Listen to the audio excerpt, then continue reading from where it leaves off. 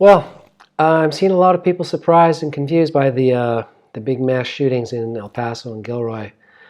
They really shouldn't be. What we're seeing are the opening battles of a new uncivil war. In the past, wars were fought between nation states, but in every case, after victor and vanquished established, fighting continued, particularly in the case of occupations.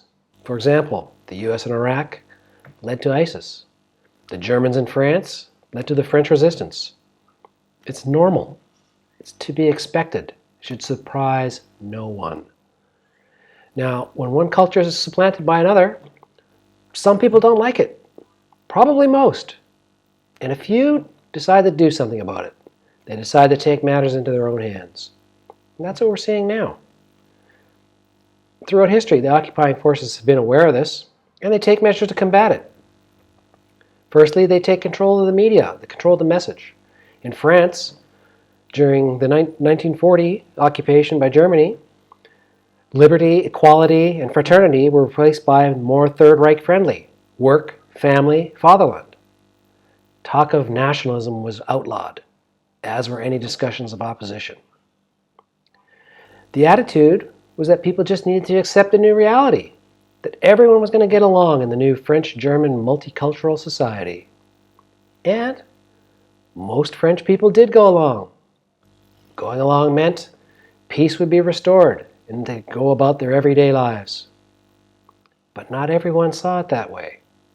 Although the French government and the masses had surrendered, others risked their lives to repel what they saw as a foreign occupation. They were the French resistance. There wasn't that many of them. Just 1/4% of the total population. But they fought like demons to keep France French. Were they heroes or villains? Patriots or terrorists? Insurgents or freedom fighters? They were all of those things. These labels are little more than word games, a way of picking sides, categorical shortcuts. These categories are more a description of who you are, not who they were. If we're honestly to describe the French resistance, or ISIS for that matter, it would be that they're people who seek to preserve their culture from domination by another culture, and they do so through force of arms. That is what they were. The other labels are just statements of preference and history. Had history gone another direction, the opposites would be true. But that's enough history. What about now? The military invasions of the past have been replaced with a new sort of invasion: mass uncontrolled immigration. And as in the past, the powers that be who support the invasion have control of the message. Life, liberty, and the pursuit of happiness has been replaced with diversity is our strength and other such empty slogans. Normally, it's the job of a nation-state to prevent invasions. That is, after all, the entire reason for having a nation-state, for having a border in the first place. Nation-states were invented to protect peoples and cultures. To say, on this side of the line, we do things this way. Whatever you want to do on the other side of the line or somewhere else, go right ahead. But on this side of the line, our way is the protected way.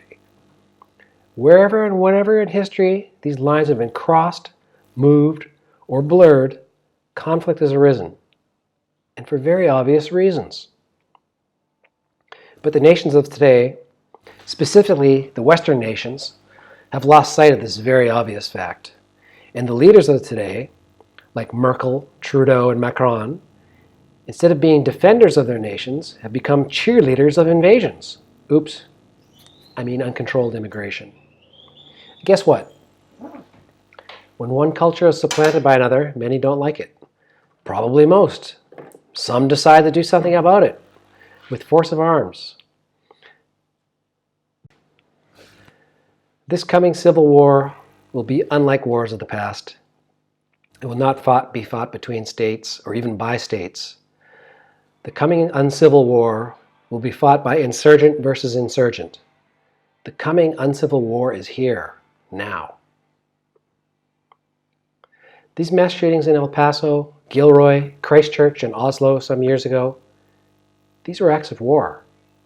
The perpetrators stated that they were acting, rightly or wrongly, in defense of their culture against the imposition of another culture. And that is the function of war.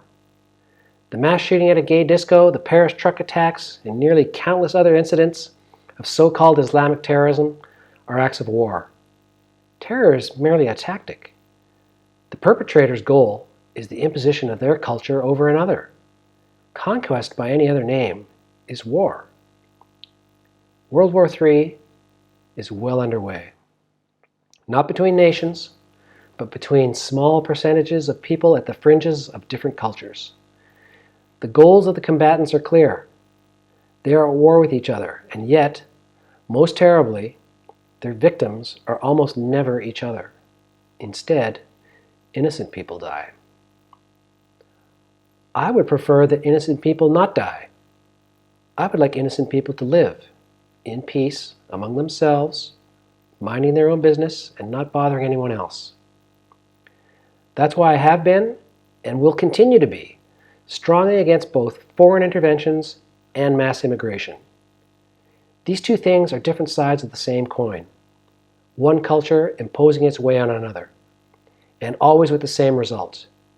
Some people don't like it, and then innocent people die.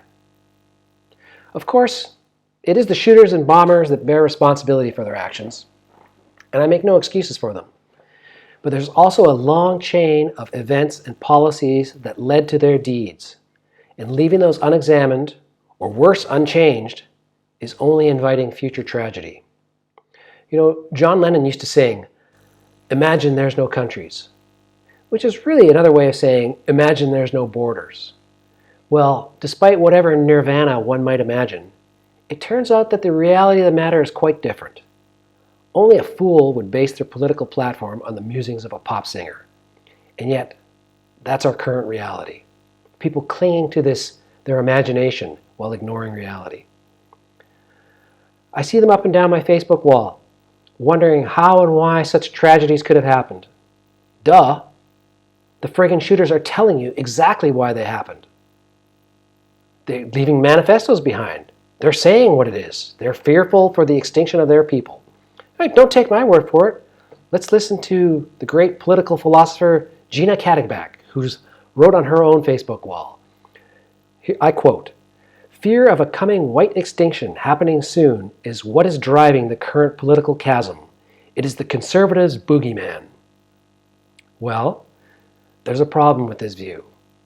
It's not true.